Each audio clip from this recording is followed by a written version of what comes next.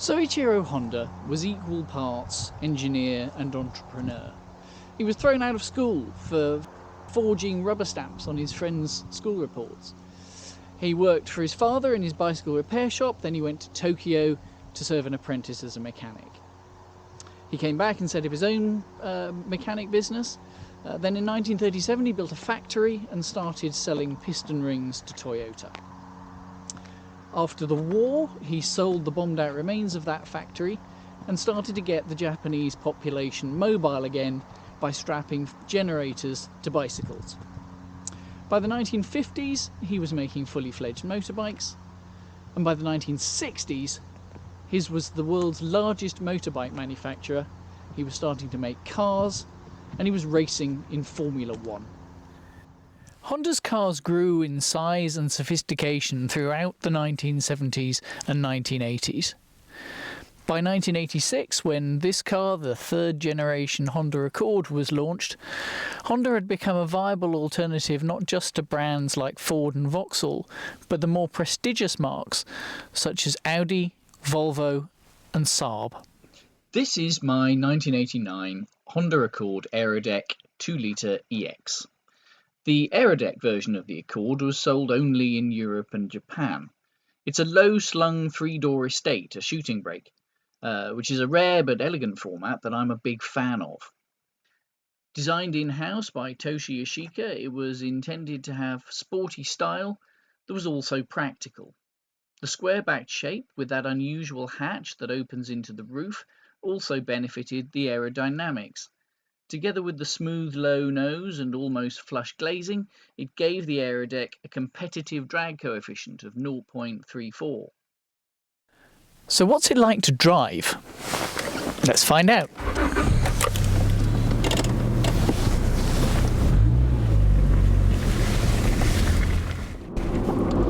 So the steering is probably the first thing that strikes you. It's really light at parking speeds and manoeuvring. But weights up nicely at speed, and there's a really good connection between the steering wheel and the road wheel, so that you can tell which way that they're pointing and where they're placed at any given moment, which makes it actually really quite nice to thread along slightly winding, sweeping bends. The ride lets the side down a little bit. It's a bit jiggly on these not so brilliant surfaces. I guess it's not too bad compared with the firmer ride that you tend to get in more modern cars, but for an 80s cruiser it's a little bit unsophisticated and slightly lets down the relaxed nature of the car. Performance-wise, it's a 2-litre 12-valve carburetted 4-cylinder mounted transversely and driving the front wheels, and it puts out just over 100 brake horsepower, about 114 pound-foot of torque, and which is enough to take it to 0 to 60 if you're playing top trumps in just around 11 seconds, possibly a little bit less in this automatic gearbox version.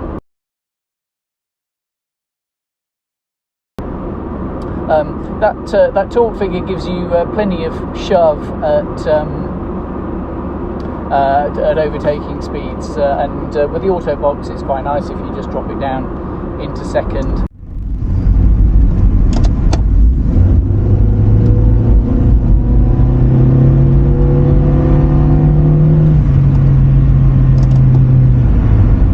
Penny bump for overtaking.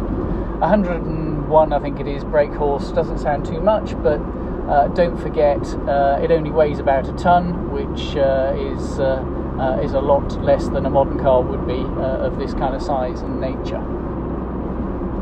So yeah, that's an interesting engine. That 12 valves, 2 inlet, 1 exhaust.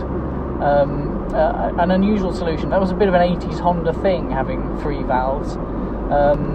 And although this is a carburetor, it feels much more like an injected car. It starts very readily. The automatic choke is activated by a quick prod on the accelerator pedal, and and has never yet failed to start for me. So it works really well. And I guess that's a hallmark of the car. You know, everything, even after all these years, even after 30 years, it all pretty much still works. The electric aerial works, the electric mirrors both work, even though that one's had a bit of a knock and has got a bit of structural electrical tape going on there. The stereo still works, although it needs a code and seems to be the only Philips or Honda stereo in existence that doesn't seem to be on any of the code databases. So I will probably have to have the guts of that taken out and replaced with a modern Bluetooth unit, which will give me hands-free and all that stuff too. It's really comfortable. The heater's fantastic.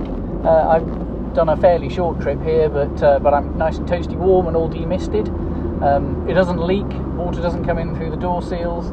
There isn't a sunroof, which is always a blessing in my book. So it's really just really reliable, and everything just works in a very Honda sort of way. I love the interior cabin ambience as well. This sweeping, sloping dash that wraps around, again, another sort of Honda styling tick. The switchgear is already clearly laid out and really nice and positive in its action. Possibly a little bit plasticky by the most modern standards, where everything's a bit more leatherette. But the overall architecture is just really nice, and these seats are fantastic. Lovely, really hard wearing. They're almost like, they look like new almost. Really nice velour, very comfortable. Just the right mix of softness and supportive, and just so strokeable. I mean, lovely. Why does nobody do velour in car interiors anymore? It's massively underrated. Everything's this kind of fake leather now. I suppose you can wipe it clean, but really, I mean, is that what the world's come to? It's all about whether things are wiped clean or not, never mind how nice they are. Oh well.